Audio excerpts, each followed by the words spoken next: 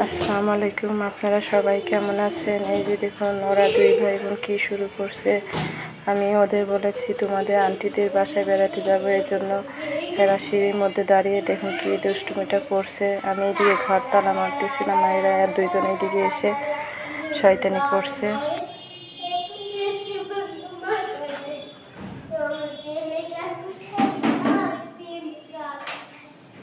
আর এইদিকে আমি যেই ঘর তালা মেরে বের হয়েছে, আমাকে দেখে ওরা দুজন তাড়াতাড়ি সিঁড়ি দিয়ে নেমে যাচ্ছে।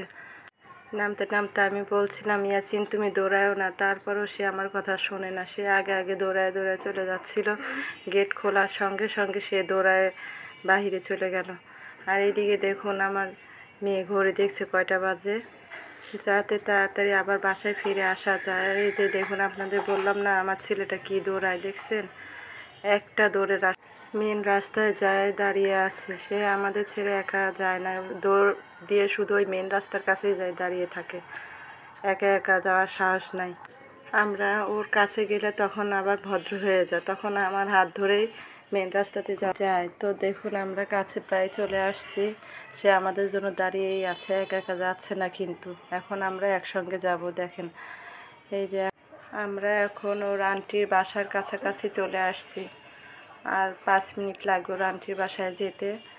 তো দেখুন আমরা এখন যাচ্ছিলাম, এর মধ্যে একটা গাড়ি চলে আসলো, এক সাইড দিয়ে আমরা যাচ্ছিলাম। তারপরে দেখুন এইদিকে কতগুলো দোকানপাট আছে, একটা গ্যারেজও আছে এখানে। আর সামনে ওর আন্টিদের বাসা, আমার বাসার কাছে আসছি এখন। ওর আন্টিরা 3 তলায় থাকে, এই যে ওর আন্টিদের বাসা, ওর আন্টিরা 3 তলায় থাকে। আমি বলছিলাম যে আমি নিচ থেকে ডাক দেই, তাহলে বোঝা যাবে ওর আন্টিরা আছে কিনা, কারণ ওর আন্টির আম্মুর বাসা আবার কাছে, যদি ওর আম্মুর বাসায় যায় থাকে তাহলে তো পাওয়া যাবে না। এই জন্য আমি বললাম তোরা দুইজন উপরে যাই দেখ তোর আন্টি আছে কিনা, আমি নিচে আসি। তো ওরা দুইজন উপরে যাচ্ছিল, নিচে একটু অন্ধকারই ছিল, উপরের দিকে অবশ্যই আলো আছে। তারা যায় দেখে ওর আন্টিরা আছে নাকি। যখন ওরা উপরে যায় দেখলো যে ওর আন্টিরা আছে, তখন আমারে বললো যে আম্মু আছে, তুমি চলে আসো। পরে আমিও গেলাম, যাই দেখি ওর আন্টিরা আছে, রুমেই আছে। আমি তো নিচে দাঁড়িয়েছিলাম, এজন্য ওরা আগে উপরে উঠছে, ওর আন্টিকে ঘরে আগে চলে গেছে।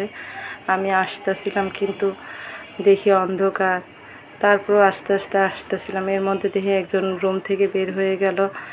পরে আমি ভিতরে ঢুকলাম, ঢুকে দেখি ওর আন্টির ছেলেটা আছে, ও বসে বসে মজা খাচ্ছে আর টিভি দেখছে। টিভিতে কার্টুন হচ্ছিল, সেই কার্টুন দেখছিল, আর ওর আন্টি কাজ করছিল। আমার মেয়েটা যায় বাবুটারে ধরলো এবং রুমটা একটু দেখালো। আর এই যে দেখুন বাবুর কার্টুন দেখছিল বসে বসে। তো আমরা ফাইনালি এখানে চলে আসলাম। তো আমাদের ভিডিওটি যদি ভালো লেগে থাকে সাবস্ক্রাইব এবং লাইক করে দিবেন। আপনারা সবাই ভালো থাকবেন। আল্লাহ হাফেজ।